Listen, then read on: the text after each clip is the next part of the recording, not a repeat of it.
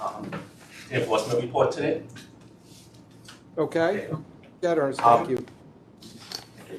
So this report will cover the time period from January 1st, 2023 to August of this year, August 2023. Over that time period, we received 531 new real estate cases. 319 we completed the investigation on, and we closed those cases. Additionally, 73 real estate cases were referred to our state's attorney, in which we recommended the hearing. And our current real estate complaint caseload is 710 cases. When I compare those numbers to what we received last year, January 2022 to I'll do the whole year, December 2022. During that time period, we received 640 real estate cases, of which at that same time period, 2022, we closed 792. 85 cases additionally was sent to our hearing, and our caseload at the end of 2022 was 740 cases. Our current caseload is 710. The trend that I see is that we have an initiative which is allowing us to decrease the number of cases that we currently have open. We've increased the number of cases that we sent to our state's attorney, and that's the enforcement report. Great. Thank you very much. Emily, is Emily here? Could she give the processing report, please? Good afternoon. Included in the materials that you were provided is a report of the number of current real estate licensees for June of 2022 and June of 2023. The report grouped licensees into broker and branch office licenses and salesperson licenses. The totals are listed by county. These totals for 2022, there was a total number of licensees of 137,054. And for June of 2023, there's 133,438. So between June of 2022 and June of 2023, there's 3,616 fewer licensees, which is a reduction of approximately 3%. And that concludes the processing report. Thank you, Emily. Shannon, if you could give the examination report. Hello. The following statistics will cover exams from January to June of 2023. The real estate salesperson exam was administered to 10,365 individuals with an overall pass rate of 53%. These numbers are fairly consistent with the previous 6 months, where we had 11,184 enrolled with a pass rate of 46%. For the broker exam during January to June 2023, we had 611 individuals take the exam with an overall pass rate of 50%.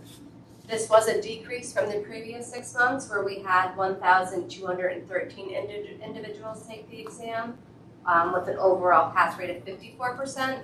We believe the decrease is due to the increase in education and applicants needing more time to complete the 75-hour or the additional 32-hour remedial course. Any questions? Thank you. Thank you. Emily, we have contact information for the DOS. Yes. So our office has a team of customer service agents dedicated to assisting customers via email. Email inquiries typically receive a response within 2 business days. So customers needing assistance with questions related to real estate salesperson and broker licensing can reach this team by email at eaccessny@dos.ny.gov. That's eaccessny@dos.ny.gov. Our customer service team is in the process of adding email boxes to better direct inquiries. Once these changes are made, we'll provide you any updates to contact information, and these changes will also be listed on our website.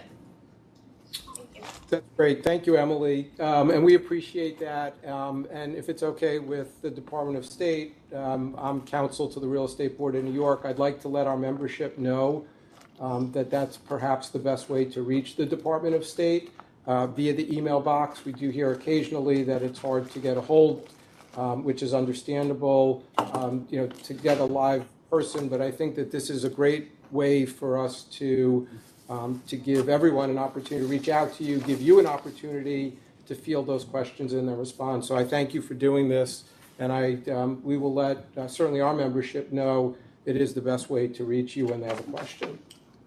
Thank you for doing that. Under the category of new business, David, would you talk a little bit about the new flood disclosure? Sure. So following our last board meeting, New York Real Property Law Section 231-B was enacted, which provides that every residential lease shall contain information regarding previous flood insurance and flood risks. And so the department, obviously thinks that our members and our licensees should be aware of it, particularly for those practitioners that are completing lease forms or using boilerplate leases to make sure that they're getting updated agreements, so that if they are providing it to their client, that the client is using a correct format lease that complies with this new provision of law.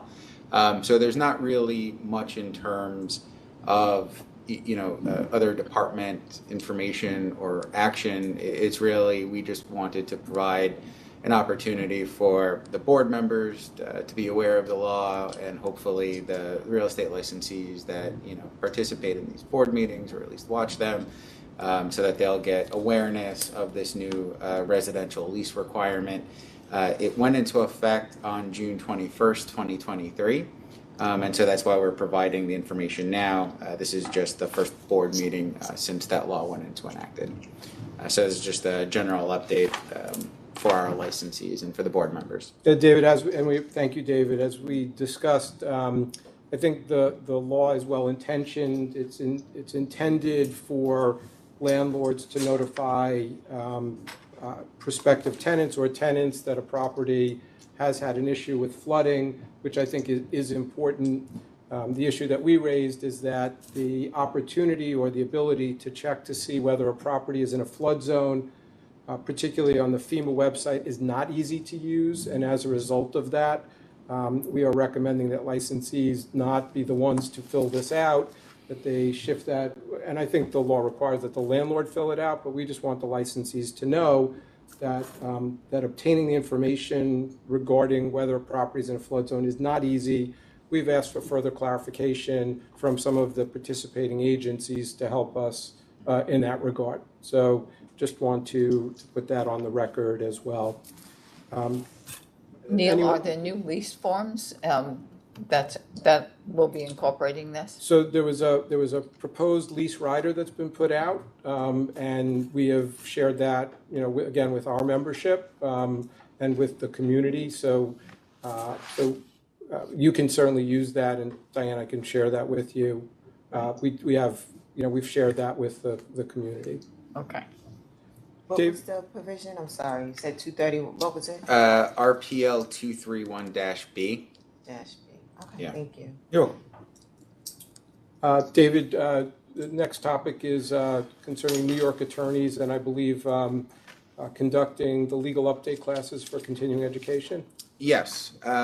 So the Department of State, we were not recently informed, but a question was presented to us with respect to the requirements to teach continuing education for real estate renewal under RPL 4413.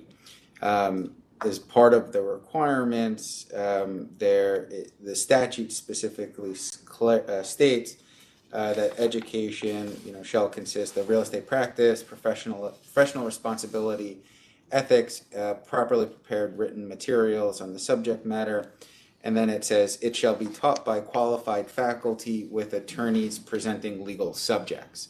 Now, there was a question about whether or not that phrase, shall be taught by qualified faculty with attorneys presenting legal subjects, was intended to be limited only to New York State admitted attorneys or any attorney.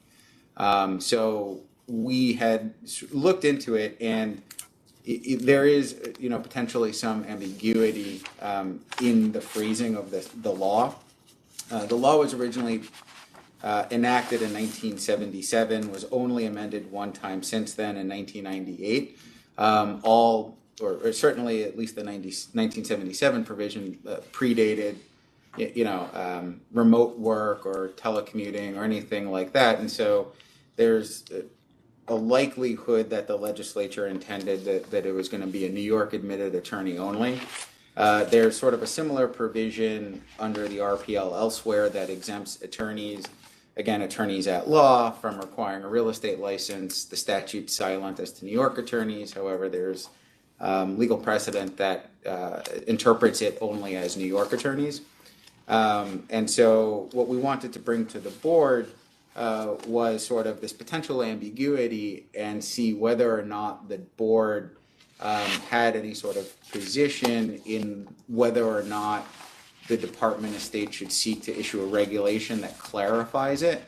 And it could be a regulation that clarifies it to say that you have to be a New York attorney, you have to be a New York attorney with, X number of years of experience or something like that.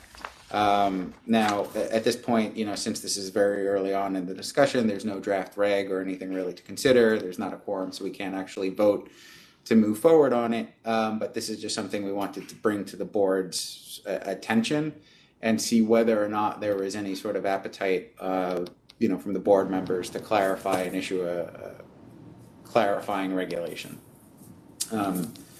So, that's what we wanted to sort of discuss and mention. So I don't know if any board members have any feelings on the topic or wish to say something. Obviously, it'll have to be discussed in more depth at a later date. But that's the issue that we wanted to bring to the board's attention. I personally think that it should be taught by New York attorneys. I teach that class 2 or 3 times a month, and I know that I'm day in and day out working with our licensees. So I think that it's important that someone who is involved with our licensees teaches that class.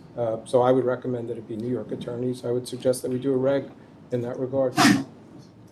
I have licenses in multiple states, and it's different. It's different. What we do here isn't the same in Florida, isn't the same in Connecticut, New Jersey. I think it has to be a New York attorney. So, again, as I said, unfortunately, at the moment, we don't have a quorum, so there can't be an actual vote, to move forward with a regulatory proposal or process. But, I'll certainly work with the program staff at the division. And hopefully at the next board meeting, we might be able to at least have a further discussion and see whether or not we're able to actually move forward with clarifying regulation that addresses the New York license status. So that's all I have on that. Great. Okay. Thank you, David. Next 2 topics, I had suggested that we discuss. Both, they deal with safety, physical safety of real estate licensees, as well as their personal safety with respect to identity, identity theft, and so on. I know that many of our trade associations do a very good job offering tools and the like with respect to making our real estate licensees aware of the issues that they face. They go into empty buildings and houses and so on, and there's a fair amount of instances of agents and licensees being physically attacked, kidnapped, and even murdered during showings. So we just want to make sure that the licensees are aware of that, and I think our trade associations are aware and do a good job there. Identity theft is an issue that we all face, so certainly want to make sure that they're not only protecting their identity, but they're also protecting the personal and private information of the people they're representing. Many times they have financial information, so want to remind our licensees of the importance of protecting the information that they receive from their clients. But the biggest issue that I wanted to discuss was this concept of spoofing. And spoofing is the idea that someone, a fraudster, a bad person, is pretending to be a real estate licensee. They're taking a real listing of a licensee and they're pretending that it's theirs. And we have unsuspecting consumers, particularly unsuspecting tenants, who think they're renting a property from a valid licensee, and they're not. And this has been going on. We're hearing it more and more instances of this. So we wanted to talk about ideas of, number one, reminding consumers to be very careful. We want to remind the public to make sure they know who they're dealing with.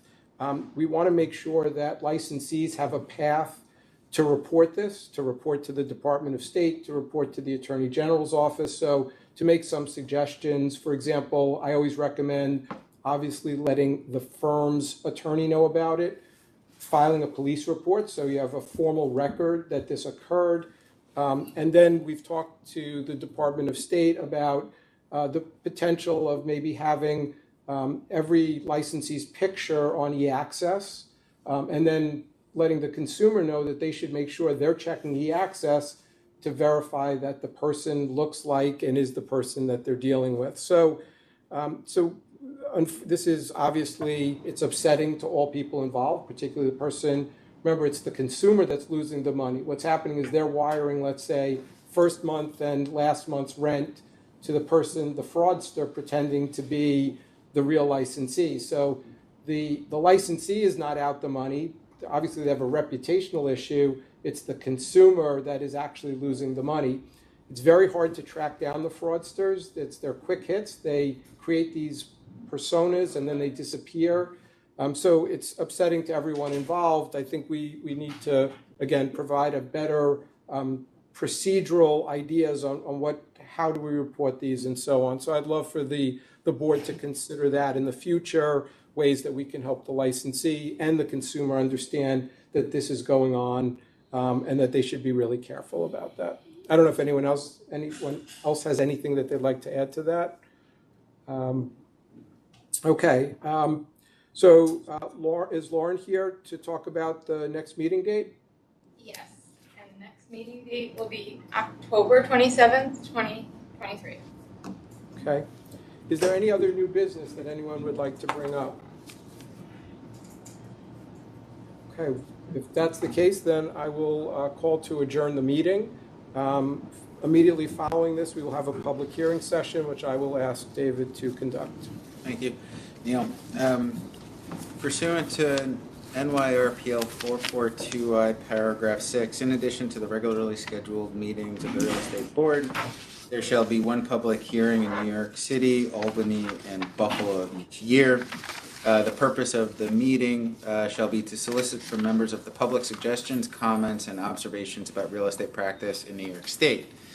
Seeing as there's no public members in New York City, I'll ask whether or not there's any public members in our Albany office that wish to provide any information about real estate practices in New York State. No members of the public here. Okay.